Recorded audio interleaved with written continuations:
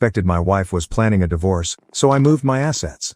2 weeks later, she filed, then backtracked when her plan backfired. Hello people. I've been skimming through the posts here for a while, believing I'd never have my own tale to tell. However, life has a way of shocking you, and I've been lugging this about for months. I need to let it out. Let me be clear, I've never been the sort to jump to conclusions or assume the worst.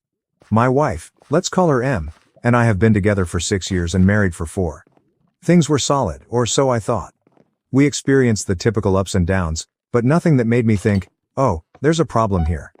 In reality, throughout the majority of our relationship, we were that couple, completely committed colleagues. We laughed at stupid inside jokes, argued for hours about which movie to watch, and had a cadence that just worked. She'd organize elaborate date nights, and I'd treat her to her favorite takeout after a long day. It felt effortless. As if we had figured out the whole love thing. That is why what occurred next struck me like a ton of bricks. The shift around 6 months ago, things began to alter. At first, it was minor details. Things you'd likely miss if you weren't paying attention. She began carrying her phone everywhere, even when she was only going to the kitchen or folding clothes. Before this, her phone would sit on the coffee table for hours, and she didn't mind who picked it up. One day I made this joke. "What, are you running some secret spy ring now?" She chuckled and added, "No, work's been emailing me a lot." Okay, fine. But, a few days later, she created a password. That one caught me off surprise because she had never used it before.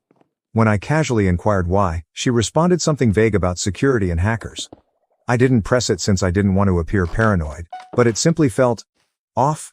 And it did not end there. She began taking calls outside the room, which she had never done before. It wasn't subtle either. Her phone would ring, and she'd say, "Oh, let me just grab this real quick," before disappearing into the bedroom or outside on the porch. If I inquired who it was, she would just say, "Just a friend from work."